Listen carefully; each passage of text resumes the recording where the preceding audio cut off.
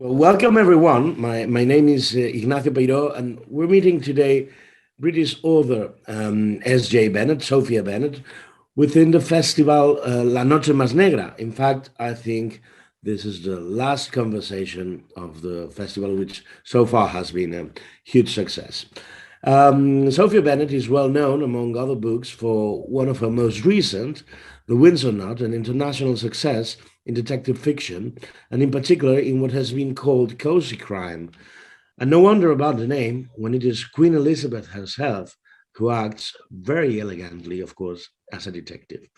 Now, our guest today is publishing the second book of this series, A Three-Dog Problem, which I have just read, much to my delight, in Spanish. The volume is in fact being launched these days, if I'm not mistaken.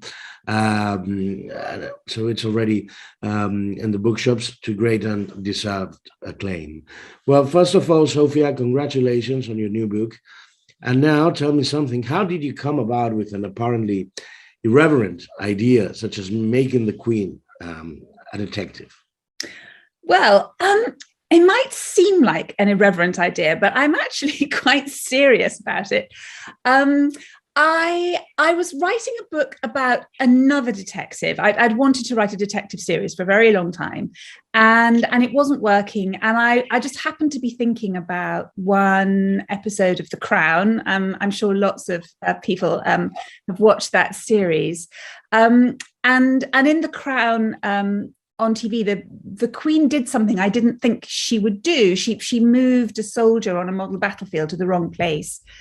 And my father was in the army, and he's met her many times. And he says that she is one of the best people he knows to talk about military history with, and she understands the regiments better than most people do. And she's very good on understanding the army. And anyway, I didn't think that she would have fiddled with somebody's model battlefield. And it got me thinking that I feel like I really know her. And this is a woman who I think her intelligence is often really underestimated.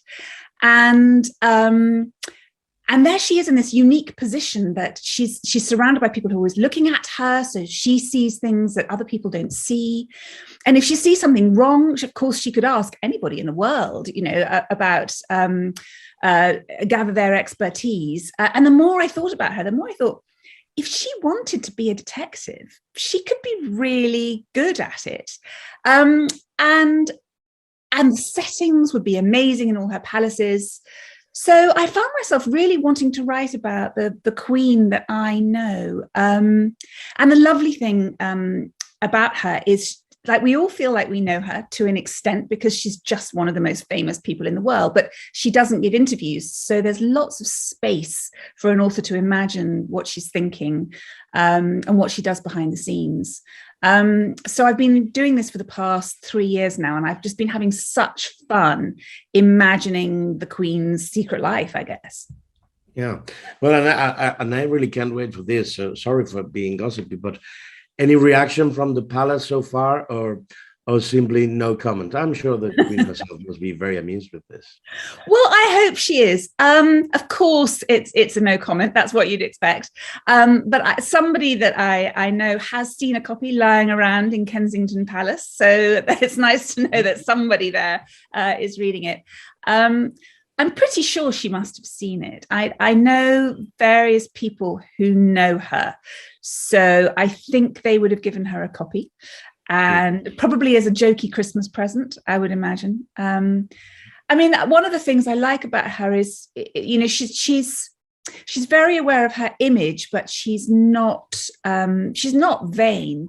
So I don't know whether she'd want to actually read about herself, but I imagine she'd just flick through the pages just to see how she comes across. And it's a very affectionate portrayal of her, I think, and her relationship with Prince Philip. So if she has read it, yes, I hope she thought it was funny and done in good spirit.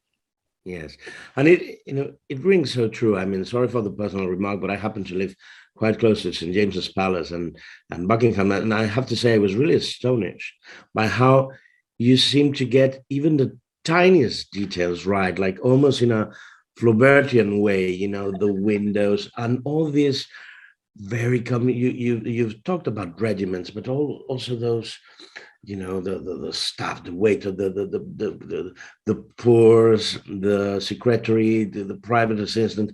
It's all all a very difficult hierarchy. However, I see you have devoted lots of time to these, or were you in any way already familiar with that with that constellation of with that atmosphere? So kind of you to say so. That's really wonderful, and to bring Flaubert into it too.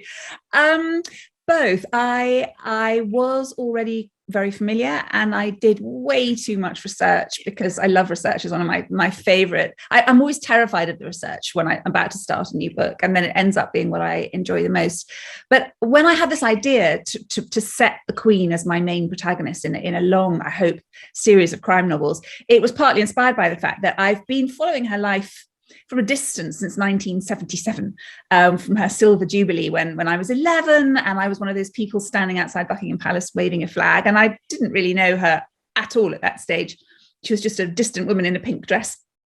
But my father was one of the army officers who escorted her on her tour around the country that year, and I became really interested in her clothes to start with, and how difficult it is to dress as a woman as famous as she is, and how her clothes have to stand out, they have to be modest, they have to not fly up in the wind, they have to look spectacular but not too showy. I got really interested in that. And then I just ended up following the family. And so I started the series already knowing a lot about anyone who's just kind of, got them in the back of their heads. But as soon as you start to write a scene, you think, okay, which exact room in Windsor Castle is this happening in? And what do the windows look like? And what is the view from those windows? And what is the room beyond like? And how many servants would there be there? And would they be bowing to her? And so, I squirreled off and I did masses of research and asked people who'd worked in the palaces how it worked. And with Windsor Castle, where the first book is set, I was fascinated that although it has 1,000 rooms, it's hard to fit everybody in when the Queen entertains, apparently, because there are so many. I mean, it's a town, even when she's not there. It's got so many people working in it. So they are crammed, the servants are crammed into attics and things. It really fascinated me. And I'd like to think that actually it's more accurate than The Crown. That's my goal. Every room is supposed to be as right as I can get it. If I say the Queen is doing something on a particular day, that's what she really did that day. That is the outfit she wore that day. Those are the people she met that day. So it's been really fun to fit murder investigations around this very kind of public life that she has. And I'd like to think it will end up, being a record of her life, because, as I say, the stuff she's doing in her official life is really what she's been up to. Yeah, I, for one, would have never imagined there was a swimming pool within Buckingham Palace. But I also have to congratulate you because of the portrait of the different characters. How Prince Charles is a bit more, well, of course, I wouldn't call him snobbish, but also more conscious with some contemporary debates. How Prince Philip is more, it's always very straightforward and all that, and also how the Queen is able to keep silence when she doesn't want to give away anything. So I think it's for all I've read of before your books, it is also very true that. And I think this must have been also a worry for you to get them right, to get them plausible. Well, I mean, again, thank you. I tried, having had this idea and really wanted to do it, I tried writing it for about, 9 months or a year before I really found the voice that I wanted for it. And it wasn't working. And I was trying to get the sidekick right, the assistant private secretary, who ended up being Rosie. But actually, the voice came when I was writing a scene between the Queen and Prince Philip, and he was talking about the first murder. And and he was quite rude about it, and the Queen just took that in her stride, and it became a really funny scene, I thought. And when I got that banter between the two of them, I thought, oh yes, no, I can do it now. I've got them. And it was Prince Philip. Often I find that when I'm writing, it can be a secondary character who propels a scene forward and who really engages my imagination. And with these books, it's been him. He's rude, he's bluff, he keeps telling the Queen what to do, although she already knows and she's already doing it. And I love that, and she just lets him. And I love that tension between them. And I love the way that Prince Charles can be slightly well, I would say Eeyore-ish from Winnie the Pooh. He can have a sort of slightly downbeat attitude to things. And Princess Anne is very kind of on it. And if she wanted to be a detective, she could probably do it perfectly well as well. So it is very enjoyable taking these characters that we know and putting them into these kind of investigation situations. Although my conceit is that nobody knows what the Queen is up to apart from her sidekicks. So the family have to have no idea what she's doing behind the scenes. Yeah. Well, Sophia, just to close this chapter on, let's say, the royals, we have just lived through the festivities of the Platinum Jubilee. How can you explain the Queen to non-Britons? How can you explain to Spanish audience what Queen means for so many people in these isles? It was really extraordinary, the Jubilee. I mean, here I am, I write about the Queen professionally now. But even I didn't think that that this year, after everything we've all been through, that the Jubilee would be such a big deal. And yet you look at the Mall leading up to Buckingham Palace and Trafalgar Square, and all our public spaces in that area were absolutely crammed with people. And they were so happy to be there. And it was lovely weather as well, which helped. But the joy was amazing. And you could see the Queen herself was really moved that so many people would come out. And they weren't even sure they would see her because she's been unwell, but would come out to celebrate her. And it's one of the reasons I wanted to write this series. She, for 70 years of reigning, since she was 25, she has been a very careful statesman. She's very very careful about what she says. She tries not to ever insult people. You can tell that she's friendly. She's very, very funny behind the scenes. She always talks about hope and people coming together, and she manages somehow to lead this very glamorous life, but not to be defined by money and celebrity and all of that kind of thing. And it's rare. It's just so incredibly rare that you get someone in such a position of power and fame who seems so continually interested in other people and in sort of the wanting the world to become a better place. And I'm not sure we're going to see that ever again to such an extent. And I really wanted to celebrate that. It's amazing. I mean, we talk about her sort of self-sacrifice, and it seems a bit odd, somebody who has several palaces, what do you mean self-sacrifice? But the way she doesn't talk about, when she must be cross about things, she must be frustrated, and she doesn't let that be the narrative. And the result is, people around the world admire her and look up to her. And it has been really lovely to celebrate her. And I think it was really captured in the little scene of her in Paddington and Paddington Bear saying, "Thank you, ma'am," and kind of the whole world going, "Yeah, thank you." It's lovely to have somebody that we can all kind of just a little sigh of relief and think, yeah, there's a good person. We don't need to worry about her. Thank you, Sophia. Well, your literary career has had its ups and downs, or to be more precise, had a lot of downs before it went up, if I'm not mistaken. But with both the Windsor Knot and A Three Dog Problem, you seem to have hit the note for success.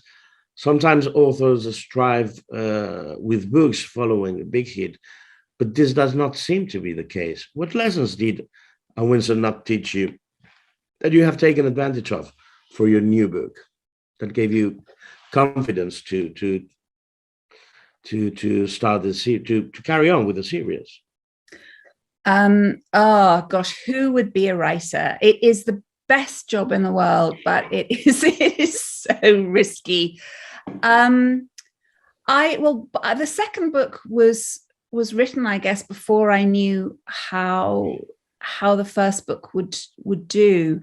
I mean, a writing career is just a series of risks, isn't it? I'd written 10 books for young adults before, and I had won the Romantic Novel of the Year award and the Times Chicken House award, and sold internationally as well. But it's really hard to make a living out of it. With this series, obviously, having the Queen as my protagonist helps tremendously because everybody just knows what they're going to get.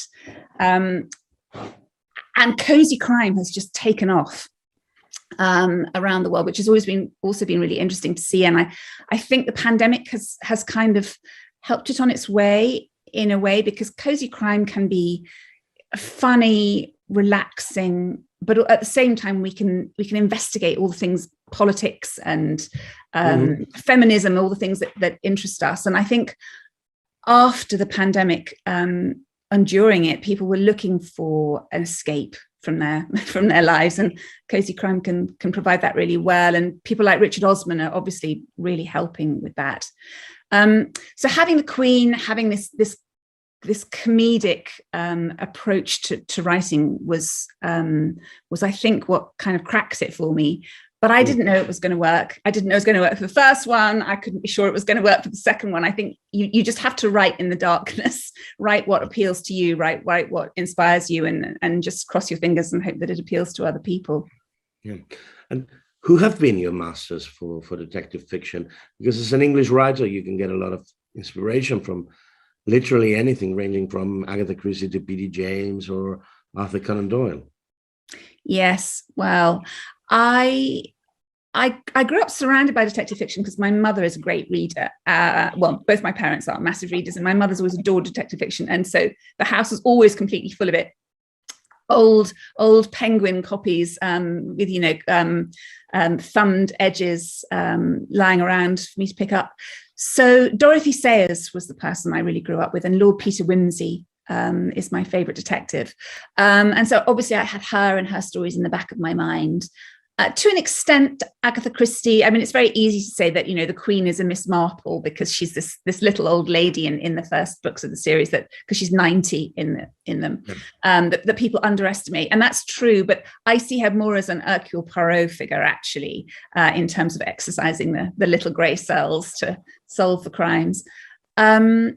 But really, my model, and I don't think I'd have written the books if I hadn't read the series, was the Nero Wolfe books by Rex Stout, set in America in the 1930s and 40s. And Nero Wolfe is a large detective who grows orchids in his brownstone in Manhattan, and he never leaves it, or almost never. He doesn't like to, so he sends off his sidekick Archie Goodwin to go and do the actual footwork. And I was thinking, well, if the Queen is investigating in secret, she doesn't run around at night with a magnifying glass or anything. So she sends out Rosie Ashodi, her assistant private secretary, to do the work. And so I based that dynamic on Nero Wolfe and Archie. But I don't know, the inspiration comes from all over the place. I'm a really voracious reader. There's lots of P.G. Wodehouse in there, I hope. Maybe a little bit of Simenon. I grab inspiration wherever I get it, really. And you know what? Actually, a tiny bit of Flaubert sounds really strange, but I'm very aware of little physical details and what they might say about a scene. And I studied French and Italian at university, so I do have a lot of French and Italian authors in my mind as well when I'm writing. I wanted to ask you something. So you seem to know perfectly well, and we've already touched on these, how the royals and aristocrats behave or in your country. And this includes everything from Prince Charles to those in charge of the royal collections and the Queen's private secretary. But here in the Three Dog Problem, you also seem to be a tad critical of problems like racism and sexism that are not that usual they're not that easy to be found in detective fiction. But so is there any kind of social commentary on that, or is there any kind of criticism, or is it just true depiction of some habits which may still be apparently embedded in some quarters? Yeah, I because Rosie is an Anglo-Nigerian who's a sort of third generation Nigerian Londoner. I really wanted to have a woman of colour in the series because I live in South London and I am surrounded by people of colour here, and it's lovely. It's a real diverse community where I live in Tooting. And I teach writing, and a lot of my students are women of colour as well. And I was just feeling I want my London to be there. And at the time, the Queen's equerry was of Ghanaian origin. His parents were from Ghana, and so there she was with this black man standing beside her, and I felt that that was very much a message that she wanted to send about the Commonwealth and the way that she sees the world. But nevertheless, her staff is largely white, and the royal family moves slowly. So yeah, there is some social commentary there, and I worked with some Nigerian Londoner friends of mine to try and get Rosie right. And it's just simply true to say that, if you are a Black woman working in a largely white environment, you are going to experience, I suppose, othering, they might say, but you are going to experience often unintentional racism. And I kind of wanted to capture how a really strong, confident, ambitious woman might react to that, and kind of turn up the dial a bit. So it's a lovely thing about writing crime fiction, as I was saying. You can explore all the things that interest you in it, and it feels a very natural place to write about feminism, to write about racism, to try and understand how that's experienced in the 21st century. So yes, I didn't want to write just simple whodunit plots. I wanted to have something to, a little bit meatier that we can get our teeth into. And I must say, I think that the other cozy crime books I love, like Richard Osman's Thursday Murder Club, they absolutely do that too. He explores how older people are treated and how they treat each other, writing in a retirement community. And the books are so funny. But it's such a massive international success. It's extraordinary, and he wants to write about a world where people are kind to each other, and they're not constantly at each other's throats, and a world where older women, particularly, are taken seriously, are clever, can solve crimes, It's lovely to see. I enjoy seeing those aspects of the modern world being explored by crime writers. Thank you, Sophia. And also, you've already mentioned that you've written for young adults, and is it really a change in the way you write for children and young adults, and the way you write for fully fledged adults, or is it in a way the same challenge, and you feed from the same resources, or is it or does it demand from you a different attitude? Yeah, I find it really does demand a different attitude, and it was very liberating. Having spent at least 10 years writing in the young adult mode, I could suddenly move around points of view much more easily, I found, having written a lot in sort of first person, present tense. And yeah, and obviously I could bring in elements like autoerotic asphyxiation that you can't really talk about in young adult fiction so much. I remember when I was describing what The Winds Are Not was going to be about, and explaining that originally the crime looks like it might have been autoerotic asphyxiation, and people saying, oh, and so what age group is this for? You're saying, it's adults, it's definitely adults. So I love the fact that I can just write about what I feel like, in a way that comes naturally to me. Whereas I did feel I had to police myself more as a writer for young adults. I mean, I think, I think it is harder to write really good books for young adults. And it's more of a privilege in a way, because the books that we read when we're 13, 14, 15, I think are the books that are going to set us up for life. You know, they're going to give us our moral compass and our worldview and our understanding of possibilities. And so I did feel it was a huge privilege to be writing these books. And I was exploring issues through comic fiction that young people might be worried about. So yeah, it was something I was very pleased to do. But I if I had to pick, I would definitely pick the joy and the freedom of writing crime fiction now. Mm-hmm. Well, since I think we already have to start closing this, I have two last questions for you, which are in a way twinned. One funny thing is that whereas you always had an interest in literature, and as you mentioned, you read Italian and French literature, your life seemed for a long time to steer away from any literary purpose. I think you've worked for different companies in the past. And so I wanted to explore a bit with you how does one live apart from literature when one what one wants is to be writing and reading the whole day. And last but not least, just a piece of advice for those who want to write but maybe are not too sure of themselves. You have apparently lived through, before your success, international success, you have lived through many unpublished novels and a few rejections as well. How does one cope with that, and how do you feed your hope to ultimately achieve a happy end to the story?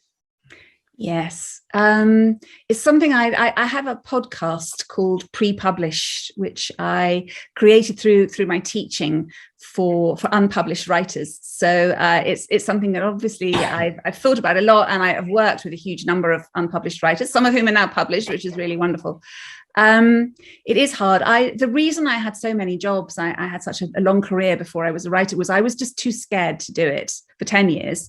And so I was just worried about the rejection. I thought, it's what I've wanted to do since I was about 7 years old. And if I write and I get rejected, then that's the end.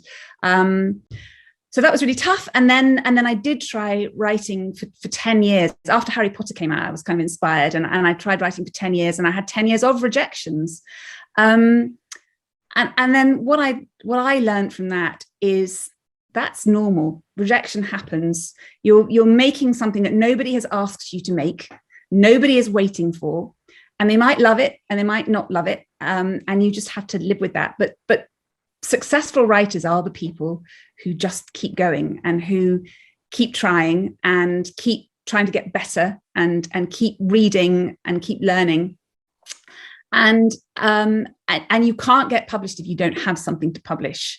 So my advice to anyone would be write a little bit every day. Set yourself an achievable target of writing, and it could be 300 words or 500 words or maybe even 1,000 words, and they add up really fast. And write to the end. This is what I always say to my students. Don't just write little bits, write to the end. And you will hate it, what you're writing at some point. You will hate it, but still write to the end. And then you have something you can work on, and you can edit it, and you can learn. And if necessary, copy from other people while you're in the learning process. And then do it again and do it again. And I mean, that's what I've done throughout my career. You know, having written the children's books, I tried something else. You never know if it's going to work. You never know it's going to click, but you just have to try. And if you've got ideas circling around in your head, which I always have, it's easier to get them down on paper in a way. So yeah, just sit down, get your word count, and off you go. Excellent. Well, thank you very much, Sophia Bennett, and for all of you readers who are watching this, you can already find her latest novel, Three Dog Problem, in bookshops. Well, thank you very much, Sophia. It's really been a pleasure talking to you for this closing session of the festival. I'm very honoured to be closing it. Thank you so much for having me.